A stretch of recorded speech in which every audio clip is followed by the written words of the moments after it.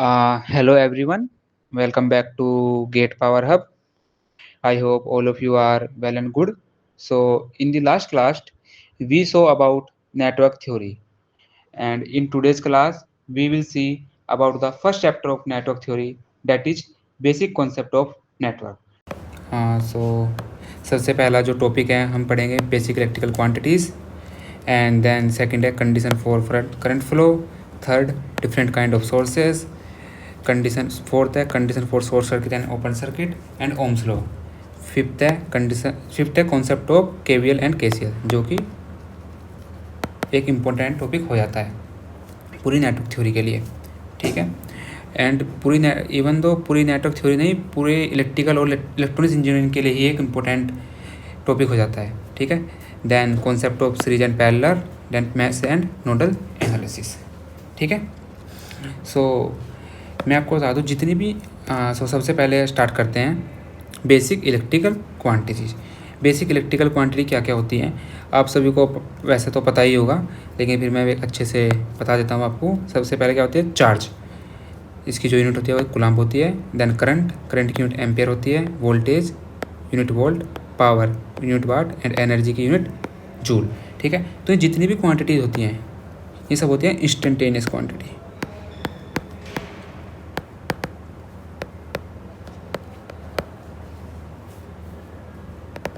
ठीक है.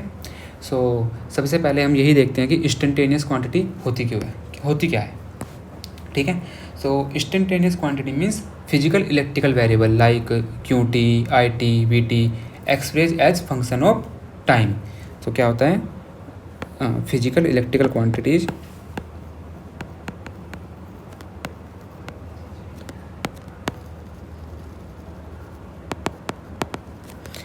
Express as function of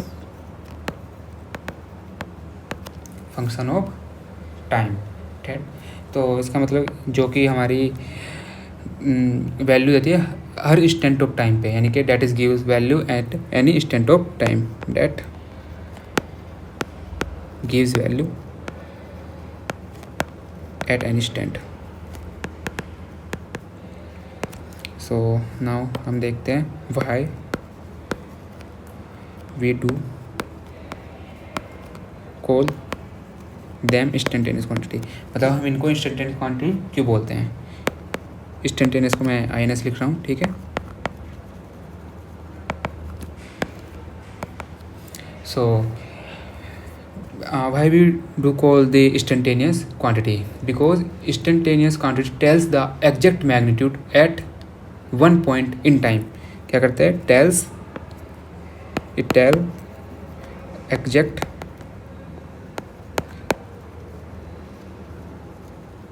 magnitude at one point of time.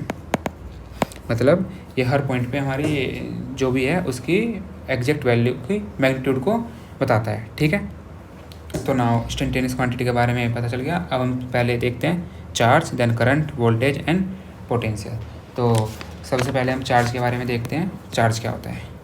So basically charge क्या है, charge एक एक्सपोजर है. ठीक है. चार्ज क्या है, चार्ज एक एक्सपोजर है. ठीक है.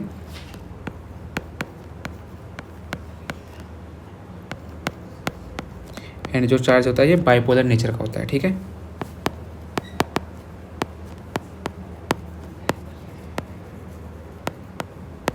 ठीक है.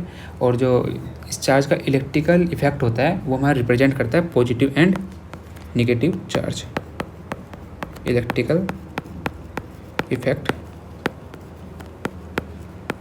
Represent positive and negative charge. ठीक है. तो मैं आपको एक बार डेफिनेशन रिपीट कर देता हूँ, अगर आप राइट करना चाहें तो आप राइट कर सकते हैं. तो चार्ज क्या है, charge is a exposure and its is a bipolar in nature and its electrical effect is represent as a positive and negative charge. ठीक है. So there are two types of dominating effect of electrical charge. Two dominating effect.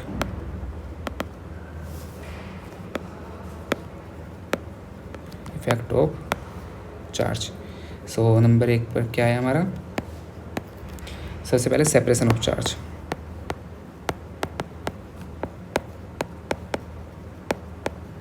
जिसको हम voltage बोलते हैं, ठीक है। Number 2 है flow of charge.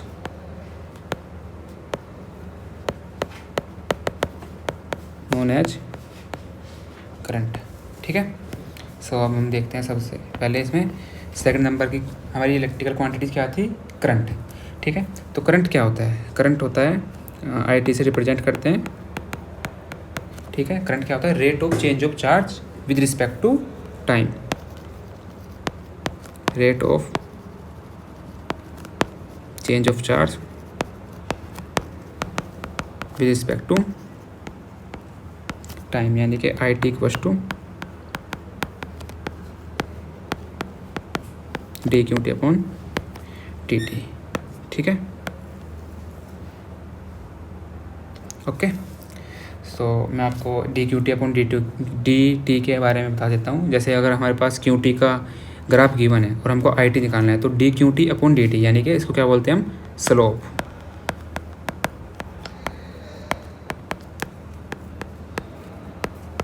ठीक है। सो अगर हमको यहाँ पे जैसे dQt निकालेंगे तो dQt क्या हो जाएगा, IT इंटू dt, ठीक है। तो दोनों साइड का इंटीग्रेशन ले लेंगे तो dQt का क्या हो जाएगा, QT equals to integration of IT into dt। ये क्या रिप्रेजेंट करता है, एरिया, ठीक है।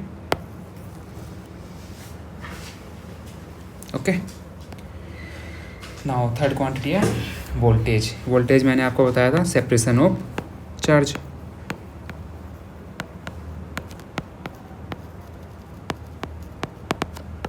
ठीक है।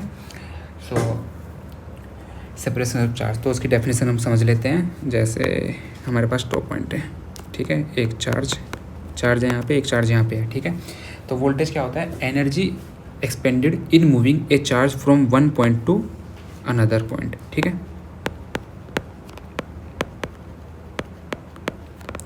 मतलब चार्ज को एक जगह से दूसरी जगह पे मूव करने के लिए कितनी एनर्जी एक्सपेंड हो रही है, उसको हम क्या बोलते हैं, वोल्टेज बोलते हैं, ठीक है। तो मैं एक बार आपको डेफिनेशन रिपीट कर देता हूँ, आप राइट कर लीजिए। The energy expended in a moving a charge from one point to another point is known as voltage. So voltage equals to, formula देख लेते हैं एक बार, voltage equals to dWt upon dQt, okay. And unit होती है आपकी volt, okay, ठीक है। देन नेक्स्ट क्वांटिटी है हमारी पावर और एनर्जी। सो सबसे पहले हम देखते हैं एनर्जी। एनर्जी क्या होती है, capability to do some work, ठीक है। मतलब हम कितना वर्क कर रहे हैं, कितनी एनर्जी वर्क करने से हमारी एनर्जी जनरेट हो रही है। जैसे लाइक हम अपने एक फिजिकल एग्जांपल ले, जैसे कि हम जिम करते हैं, सो जिम में हम वर्क करते हैं, तो उसकी वजह से हमें कितनी एनर्जी हमें या तो कितनी एनर्जी हमारी वेस्ट हो रही है या उसकी वजह से कितनी एनर्जी हमको मिल रही है, तो उसको एनर्जी बोलते हैं। मतलब हमें कुछ ना कुछ वर्क करना होता है तो उसको एनर्जी बोलते हैं, ठीक है। सो एनर्जी की डेफिनेशन क्या है, capability to do some work, okay.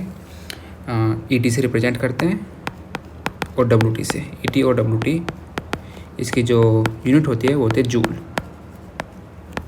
Okay. And second है पावर। पावर क्या होता है, रेट ऑफ रिलीजिंग और absorbing energy with respect to time. Power का मतलब होता है, मतलब हम कितनी एनर्जी रिलीज़ कर रहे हैं या कितनी एनर्जी एब्जॉर्ब कर रहे हैं विद रिस्पेक्ट टू टाइम। मतलब जैसे कि हम 1 घंटे के लिए कुछ वर्क कर रहे हैं तो उसमें हम कितनी एनर्जी अपनी एब्जॉर्ब कर रहे हैं या फिर कितनी एनर्जी रिलीज़ कर रहे हैं, ठीक है, टाइम के रिस्पेक्ट में, वो क्या होता है, पावर होता है। सो मैं डेफिनेशन आपको बोल देता हूँ, आप एक बार आप राइट कर लीजिए, ठीक है। तो पावर क्या होता है, रेट ऑफ रिलीजिंग और absorbing energy with respect to time is called power, और रेट ऑफ डूइंग वर्क, ये भी लिख सकते हैं हम, रेट ऑफ डूइंग वर्क, ठीक है। तो rate of doing work, simply भाषा में ये भी कह सकते हैं हम, ठीक है। तो पावर का फॉर्मूला देख लेते हैं। P2 क्या होता है, रेट ऑफ डूइंग वर्क, तो ठीक है, वाट, ओके ओके, ठीक है। तो अभी ये हो गया। अभी हम देखते हैं एक बार और, पावर का फॉर्मूला क्या था हमारा, dWt अपॉन dt, ठीक है। इसमें हम न्यूमरेटर और डिनोमिनेटर में dQt से मल्टीप्लाई कर देते हैं, ठीक है। देन इसको रीअरेंज करते हैं, तो dWt upon dQt into dQt upon dt। तो मैंने अभी आपको बताया dWt अपॉन dt क्या होता है, हमारा वोल्टेज होता है, ठीक है। तो ये क्या हो जाएगा, voltage. And rate of change of charge with respect to time क्या होता है हमारा, करंट। तो करंट, तो PT का फॉर्मूला क्या होगा, VT इंटू IT, वोट, ठीक है। तो ये फॉर्मूला जो है हमारा ऑलवेज वैलिड है, ठीक है। ऑलवेज ट्रू, ऐसा है सिंगल फेज हो, थ्री फेज हो, ठीक है, DC AC, ठीक है। अब देखते हैं एक बार और देखते हैं, PT इक्वल्स टू, सब मॉडिफिकेशन करते हैं, DT, ठीक है। सो और लिख सकते हैं इसको हम DET upon DT। So this implies, अगर हमको यहाँ पे DET निकालना हो तो क्या हो जाएगा, PT DT, सॉरी, हाँ, PT इंटू DT।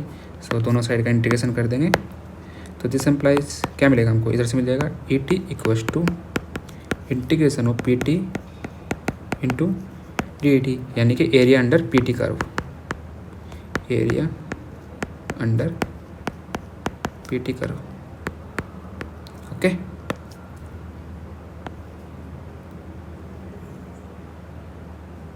ठीक है, हाँ ठीक है। तो चलो अभी इतना हो गया।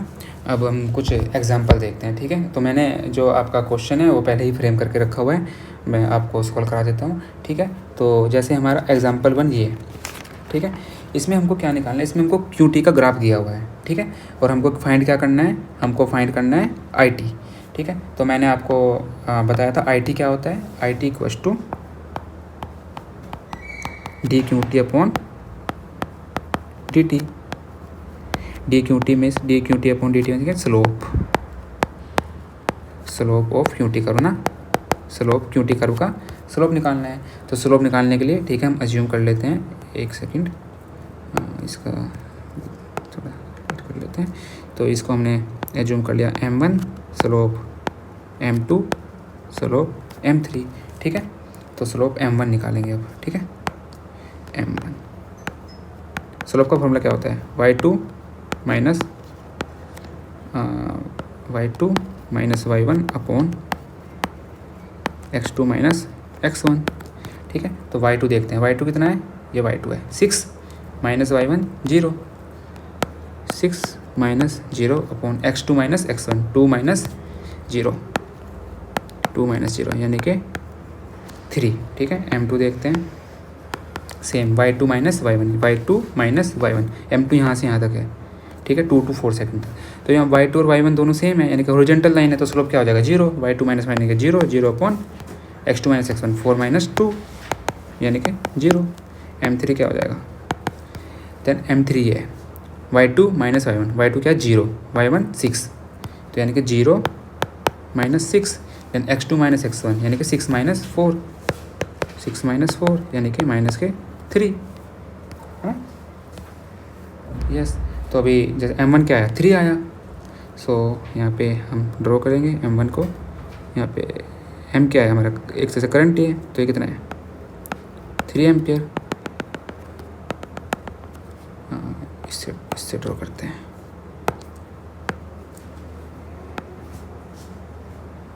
ठीक है 3 एम्पियर। देन M2 क्या है 0, तो यहाँ से 0, ठीक है, ठीक है।